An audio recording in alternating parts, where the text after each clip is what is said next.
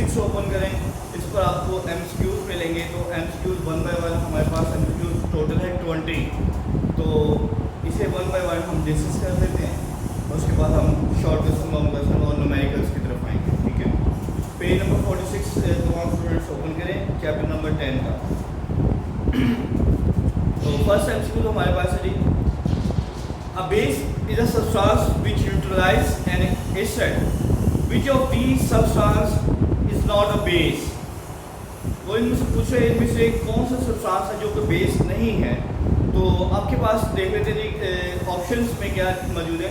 Number 1 पे एक्व solution, ये नहीं होता बेटा। सेकंड हमारे पास सोडियम क्लोराइड है। थर्ड हमारे पास सोडियम कार्बोनेट है। लास्ट वन है हमारे पास कैल्शियम ऑक्साइड। तो इसका जो राइट ऑप्शन बनेगा वो सोडियम क्लोराइड है। ठीक है, क्योंकि उसने पूछा हुआ है which of the substance is not a base. तो इसमें सिर्फ सोडियम क्लोराइड को ये मतलब प्रॉपर्टी, ये कंडीशन को सेटिस्फाई कर सकता है। फर्स्ट का जो हमारे पास ऑप्शन है, फर्स्ट का वो है बी ऑप्शन। ठीक है, नेक्स्ट हमारे पास Lewis acid base concept have the following characteristic except. Lewis का जो एसिड बेस कॉन्सेप्ट है उसमें कैरेक्टरिस्टिक्स ये मौजूद हैं एक के अलावा। तो वो कौन सी हैं? Formation of an adduct, definitely Lewis acid base में फॉर्मेशन ऑफ एडक्ट होती है, आपने पढ़ा हुआ है टॉपिक में। सेकंड हमारे पास formation of coordinate covalent bond, तो उसमें कोऑर्डिनेट कोवलेंट बॉन्ड ही बनता है, ये भी आपने पढ़ा। Donation and acceptance of an electron pair, तो उसमें डेफिनेटली यही होता था कि हम इलेक्ट्रॉन को डोनेट करवाते थे और दूसरा सब्सटेंस, दूसरा कंपाउंड उसी को एक्सेप्ट करता था। ठीक है, लास्ट वन हमारे पास है donation and acceptance of a proton. तो इसमें ये बात गलत है, लिवर्स एसिड बेस कॉन्सेप्ट में प्रोटॉन का कोई कॉन्सेप्ट नहीं है बल्कि इलेक्ट्रॉन पेयर का कॉन्सेप्ट होता है। तो इसीलिए हमारा जो सेकंड का ऑप्शन बनेगा वो बी बनेगा, डी। सेकंड का ऑप्शन हमारे पास कौन सा बनेगा जी? D option. ठीक है, थर्ड की तरफ जाते हैं। Acetic acid is use for, option में हमारे पास मौजूद है, जब आपने एसिड्स के इस्तेमाल यूजेस पढ़े थे तो उसमें आपने देखा था एसिटिक एसिड को आप flavouring of food, flavouring food में इस्तेमाल करते हैं। ठीक है, तो थर्ड का फर्स्ट ही राइट ऑप्शन है। Fourth, a salt is not compose of. Option में हमारे पास क्या मौजूद है जी? A metallic cation, non metallic cation, an anion of a base, an anion of an acid. तो इसके लिए जो राइट ऑप्शन है salt is not compose of, तो इसके लिए जो राइट ऑप्शन बनेगा 4 का वो सी ऑप्शन है, an anion of a base. 4 का सी ऑप्शन। ठीक है, 4 का कौन सा ऑप्शन हो गया? सी। फिफ्थ है हमारे पास, if a liquid has a pH of 7 then it must. अगर आपके पास कोई लिक्विड है उसकी पीएच 7 है तो उसमें क्या पॉसिबिलिटी हो सकती है वो देखते हैं। वो नंबर 1 पे ए ऑप्शन में b a colourless and odourless liquid, ये बात गलत है, ऐसा नहीं होता। Freeze at 0 centigrade and boils at 100 centigrade, तो ये बात भी गलत है, ऐसी कोई कंडीशन नहीं होती। नंबर 3 पर हमारे पास है प्योर न्यूट्रल, ऐसा लिक्विड जिनकी pH 7 होती है। डेफिनेटली बेटा वो मैंने आपको बताया था, जैसे वाटर होता है, शुगर होती है। ठीक है, ये हमारे पास ये सोडियम क्लोराइड होता है, ये न्यूट्रल्स कंपाउंड होते हैं।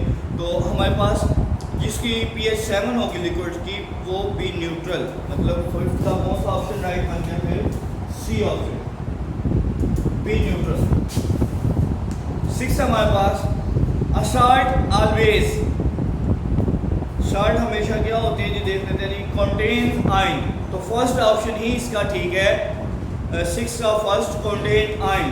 6 के लिए हम राइट ऑप्शन लिखते हैं जी ए। 7 की तरफ आते हैं, dilute acids react with carbonates to produce the given products accept.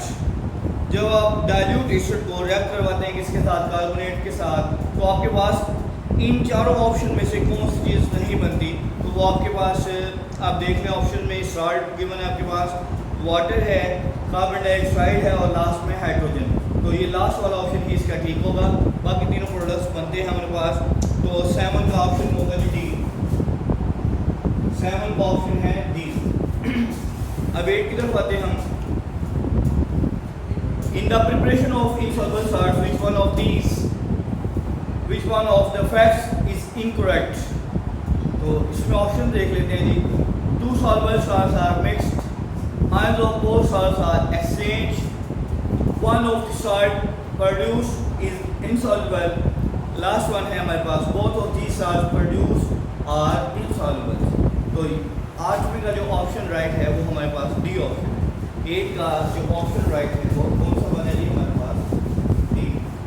ठीक है, नेक्स्ट हमारे पास है जी a reaction between an acid and a base produce। जब आपके पास न्यूट्रलाइजेशन का रिएक्शन आपने पढ़ा था, जब आप एसिड को बेस के साथ रिएक्ट करवाते हैं तो आपके पास क्या बनता है, सॉल्ट एंड वाटर बनता है। ठीक है, लास्ट टॉपिक में हमने ये डिस्कस किया था न्यूट्रलाइजेशन का रिएक्शन। तो उसमें आपने देखा था जब आप एसिड को बेस के साथ रिएक्ट करवाते हैं तो आपके पास सॉल्ट एंड वाटर बनता है। तो 9 का जो राइट ऑप्शन है 9th एमसीक्यूज का वो ए है। ठीक है, तो अब 10 की तरफ बात करते हैं। The conjugate acid of HPO4 is. जब HPO4 एक प्रोटॉन एक्सेप्ट करेगा तो इसका जो कॉन्जुगेट बेस बनेगा, एसिड बनेगा, वो देखते हैं HPO4 2-।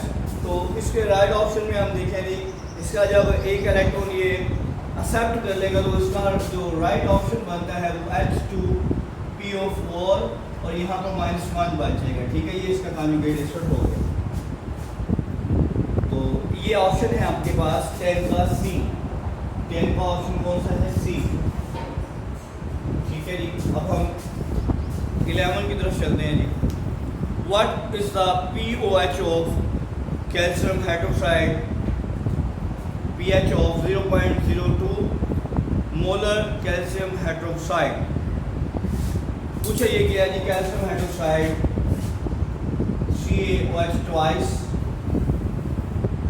ठीक है, जब इसको आयनाइज करवाएंगे तो यहाँ पर 2 हाइड्रोक्सिल ग्रुप बन जाएंगे। ठीक है, अब इसको कैलकुलेट करने का आसान सा तरीका है, वो आपने बेटा कैलकुलेट करके देख लेना है कौन सा बनेगा option. pOH is equal to, हमारे पास जो वैल्यू गिवन है वो कितनी है, 0.02 मोलर। ठीक है, इसको आप 2 डिग्री मूव करवाएंगे पॉइंट को तो आपके पास क्या बनेगा जी, 2 × 10⁻²। तो इस पर आपने लॉग अप्लाई करना होगा, pOH माइनस लॉग ऑफ 2 × 10⁻²। तो जब आप इसे कैलकुलेट करेंगे तो आपके पास राइट ऑप्शन जो बनेगा बेटा वो मैं आपको बता देता हूँ 1.397। तो आपके पास pOH क्या आ जाएगा जी, 1.397। इसको आपने कैलकुलेट कर लेना। ठीक है, तो हमारे पास बेटा जो एमसीक्यूज नंबर 11 है उसका राइट ऑप्शन बनेगा सेकंड। ठीक है,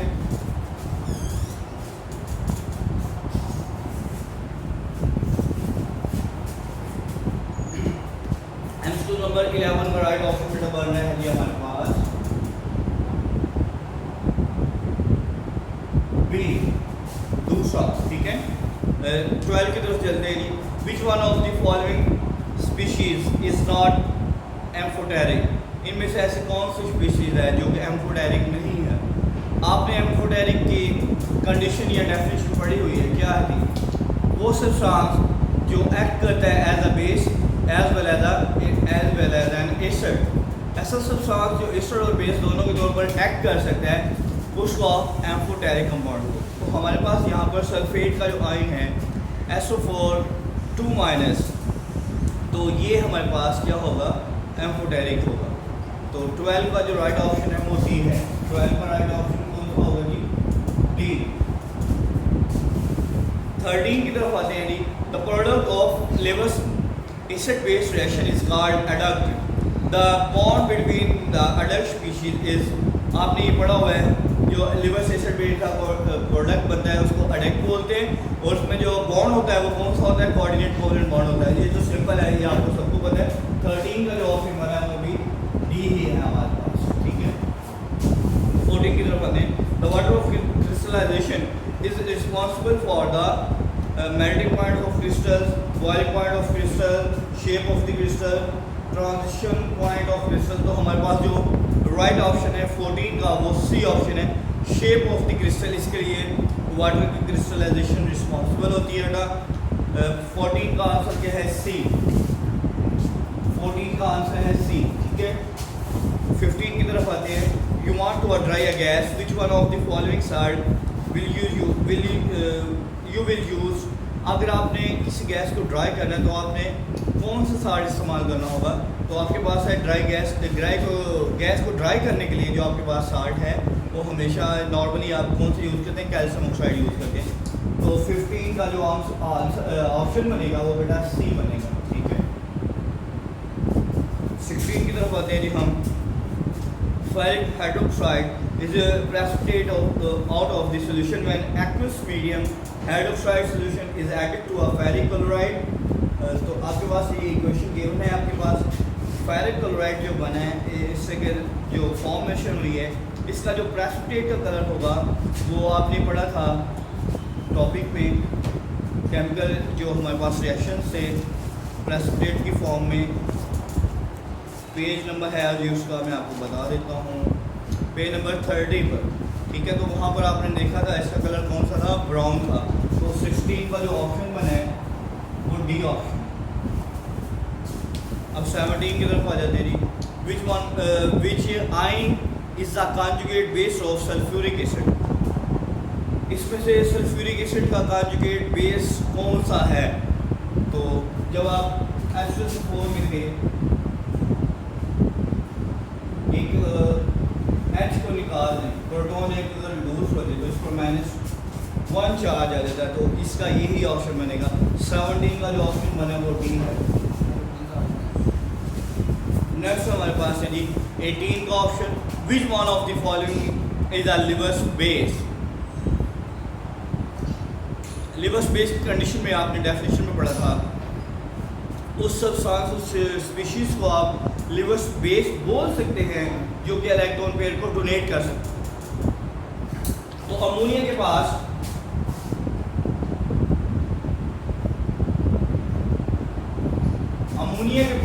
इलेक्ट्रॉन का पेयर मौजूद होता है नाइट्रोजन पर, तो इसलिए ये लिवर्स बेस के तौर पर एक्ट कर सकता है। तो 18 का जो राइट ऑप्शन बनेगा वो ए ही है, ठीक है। 19 की तरफ according to Lewis concept acid is a substance which can. According to Lewis concept acid is a substance which can. अब लिवर्स के कॉन्सेप्ट के मुताबिक एसिड क्या किस चीज़ को बोलते हैं? तो उसकी कंडीशन आप चारों देख लें, डेफिनेशन आप सबको याद है।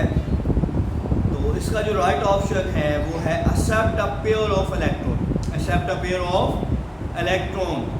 तो 19 का जो राइट ऑप्शन है वो डी है। 19 का जो राइट ऑप्शन वो कौन सा है? D.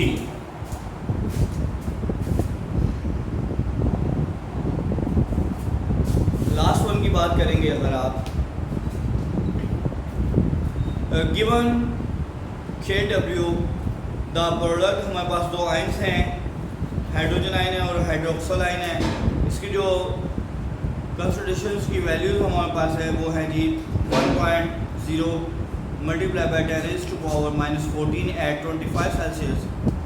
What is the concentration of HI in the pure water at 25 Celsius. तो ये वाली जो कंडीशन सारी लिखी हुई है 20 MCQs में, ये आपने pH स्केल वाले टॉपिक में कंप्लीट इसको डिस्कस किया था pH के बाद जो टॉपिक था हमारा।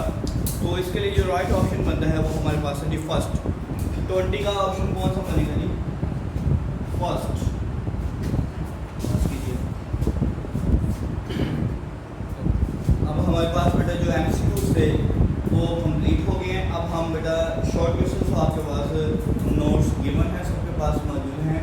अगर नहीं है किसी के पास तो वो स्कूल से मतलब आकर ले सकते हैं, मुझसे कांटेक्ट कर लें, फिर भी आपको नोट्स मिल जाएंगे। अब हम बात करते हैं लॉन्ग क्वेश्चंस की।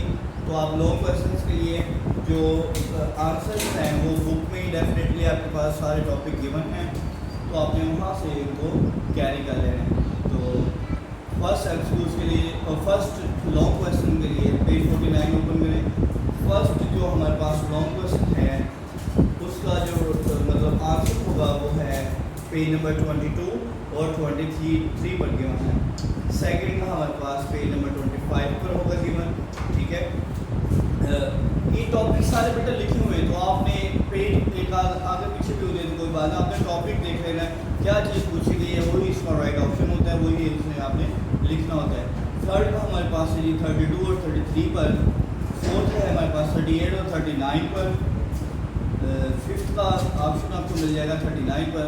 सिक्स का आंसर मिलेगा आपको 40 और 41 पर। सेवन का आंसर मिलेगा आपको 43 पर। क्वेश्चन नंबर 8 और 9 आपने खुद से गिवन कर लें, कैरी कर लेंगे, ढूंढ लेने कैसे मिलेंगे इनके आंसर, ठीक है। ये आप यूँ समझ लेंगे कि कैसे सेल्फ हो गया आपका, ये खुद से आपने इनको फाइंड आउट करना है। जो हमारे पास 10 और 11 है ये हम आप बेटा नेक्स्ट लेक्चर में डिस्कस करेंगे। उसके बाद उसके साथ उसके न्यूमेरिकल्स डिस्कस करेंगे। तो आज की जो आपकी डायरी है वो यही है कि आपने एमसीक्यूज़ को अच्छी तरह प्रिपेयर कर लेना है। ये आपको एमसीक्यूज़ फिंगर टिप पर याद होनी चाहिए, ठीक है। तो नए लेक्चर के साथ नेक्स्ट टाइम आपसे मुलाकात होगी, तब तक के लिए बेटा अल्लाह।